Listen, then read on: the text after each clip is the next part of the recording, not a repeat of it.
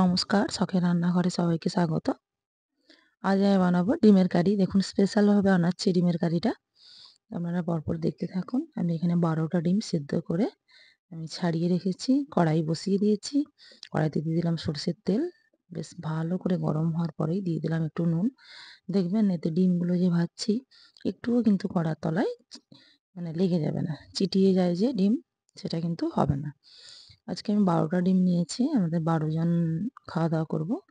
তো তার জন্য আমি ১২টা ডিমের একটা স্পেশাল কারি বানাচ্ছি। আশা করছি এই যে এইরকম কারি থাকলে আশা করছি আর মাছ আর মাংস দুটোই ফেল। তো দেখুন কিভাবে আমি বানাচ্ছি। দিয়ে দিলাম এখানে নুন আর হলুদ, আর এটা দিয়ে দিলাম রেড চিলি পাউডার। নুনটা আমি আগেই দিয়েছিলাম, তার জন্য আমি আলাদা করে আর নুন দিলাম না। খুব বেশি করে ভাজবো না, একটু লালচে লালচে ভাব হলেই কিন্তু ডিমটা আমি নামিয়ে নেব। ডিমটা কিন্তু আমার ভাজা হয়ে এসছে। এবারে আমি নামিয়ে নেব। বেশি ভেজে দিলে ছিমড়ে ভাব হয়ে যায় ডিমের মধ্যে উপরের স্তরটা, তো সেটা আমি ওই জন্য বেশি করে করব না। ডিমগুলোকে আমি সব নামিয়ে রেখে দিচ্ছি একটা পাত্রে।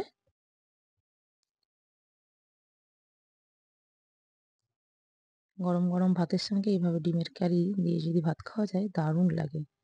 আচ্ছা, যে তেলটা ছিল তাতে আমি সামান্য পরিমাণ সরষের তেল দিয়ে দিলাম, ফোড়নে দিলাম শুকনো লঙ্কা, তেজপাতা, আর আমি এখানে বড় সাইজের, খুব বড় বড় সাইজের দুটো পেঁয়াজকে আমি গ্রেট করে রেখেছি, সেটাই আমি দিয়ে দিলাম।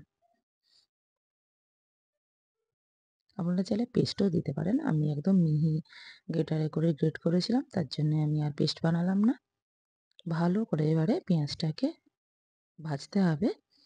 একেবারেই যেন কাঁচা গন্ধও না থাকে, একদম লালচে ভাব যেটা হয় সেইভাবে আমি ভালো করে ভেজে নেব।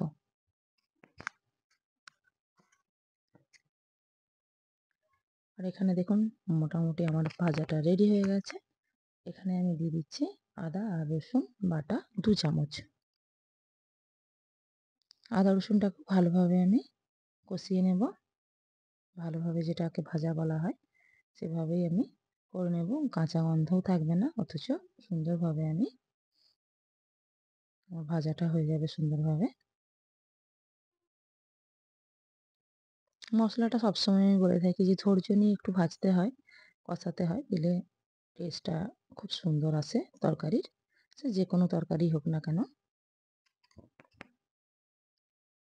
মশলাটা একটু সময় নিয়েই করতে হবে এবং লো আঁচেই কিন্তু করতে হবে। কখনোই হাই হিটে কিন্তু আমরা মশলা কষাবো না। তাহলে কি হয়, ভালো হয় না। তাড়াতাড়ি হয় ঠিকই, কিন্তু সেই টেস্টটা হয় না। দিয়ে দিলাম পরিমাণ মতো হলুদ, আর দিয়ে দিলাম, প্রথমে দিলাম জিরে, তারপরে দিলাম ধনে। এবারে দিয়ে দেবো আমি রেড চিলি পাউডার ২ চামচ।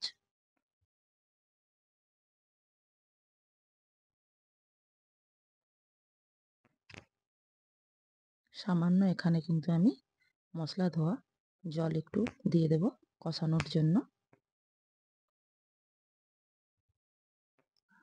জলটা দিয়ে আমি ভালো করে এবারে কষিয়ে নেব।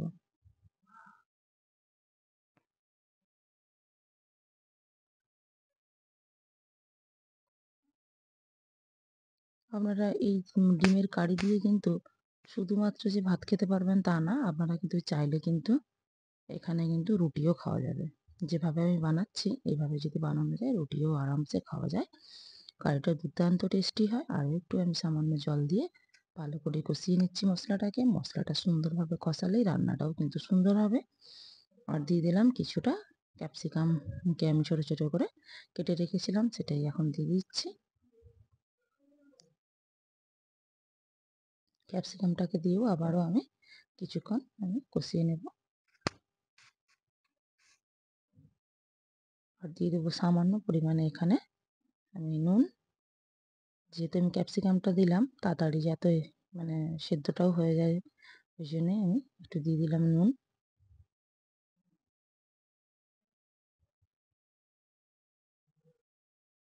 দেখুন সুন্দরভাবে কিন্তু তেল ছেড়ে দিয়েছে মশলার থেকে, ভালোভাবে কষানো হয়ে গেছে। এখানে আমি টমেটো কেচাপ দিলাম। আপনারা চাইলে এমনি বাড়ির টমেটোও দিতে পারেন। টমেটোকে পেস্ট করেও দিতে পারেন। তো আমি এখানে টমেটো কেচাপটা ইউজ করেছি। আপনারা আমাদের পছন্দ মতো ইউজ করতে পারেন। টমেটো কেচাপ দিয়ে নাড়াটা কিন্তু একেবারেই বন্ধ করবেন না, তাহলে কিন্তু তলায় কিন্তু লেগে যেতে পারে। দেখুন কালার কত সুন্দর হয়ে গেছে, অপূর্ব একটা কালার এসছে। আমি এখানে কিছু গোটা গরম মশলা ইউজ করব। আমি এটা আগে দিতে পারতাম, কিন্তু আগে দেব না, সেই গন্ধটা থাকবে না।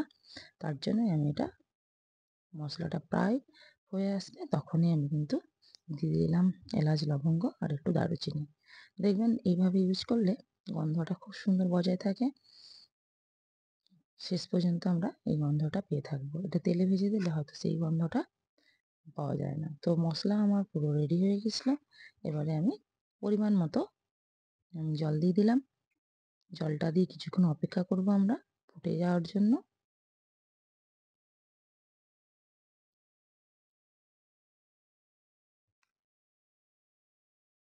খুব বেশি আমি এখানে গ্রেভি করব না। মানে গায়ে গায়ে যেটাকে বলা হয় তার থেকে একটু সামান্য বেশি রাখবো। জল আমি দিয়ে দিয়েছিলাম, দেখুন সুন্দরভাবে ফুটে গেছে ঝোলটা। এবারে আমি দিয়ে দেবো এক এক করে সব ডিমগুলো। সব ডিমগুলোই আমি দিয়ে দিলাম। এবারে আমি ঝোলে কিছুক্ষণ আমি ফুটতে দেব। তো দেখুন এখানে কিন্তু ডিমের কিন্তু খুব বেশি যে একদম স্বাদ তা কিন্তু না। ডিমের স্বাদ কিন্তু ঝোলে বা এতে বেরোবে না মাছ বা মাংসের মতো। এখানে মশলার টেস্টটাই সুন্দরভাবে করতে হবে, যাতে হচ্ছে গ্রেভির টেস্ট অপূর্ব স্বাদ হয়, তাহলে ডিমও কিন্তু খেতে লাগবে খুব সুন্দর। মাছ মাংসের মতো তো আর ডিমের স্বাদ বেরোয় না। তো অনেকে দেখেছি কেটে দেয়। তো আমি বলব এটা হচ্ছে খুব একটা ভালো না, কারণ কুসুমটা অনেকটা গলে যায়, বেরিয়ে যায় ঝোলের সঙ্গে। এখানে আমি দিয়ে দিলাম কিছুটা ধনেপাতা কুচি। ধনেপাতাটা একটু বেশি করেই আমি দিলাম।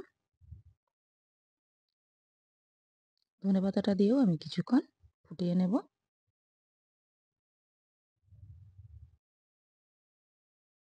গ্রেভিটা কিন্তু বসে যাবে, আর একটু আমি সামান্য রান্না করেই এবারে কিন্তু আমি নামিয়ে নেব। আর বেশিক্ষণ আমি কিন্তু ফোটাবো না। এবারে আমি একটা পাত্রে ঢেলে নিলাম। আর এখানে আমি কিছু বেরেস্তা আগেই ভেজে রেখেছিলাম, সেটাই আমি এবারে উপর থেকে দিয়ে দেব। দেখুন কত অপূর্ব সুন্দর লাগছে দেখতে। দেখতেও যতটা মানে সুন্দর লাগছে, খেতেও কিন্তু ততটাই সুন্দর হয়েছিল। আপনারা অবশ্যই এইভাবে কিন্তু বানাবেন, আর লাইক, কমেন্ট ও শেয়ার করবেন। নমস্কার।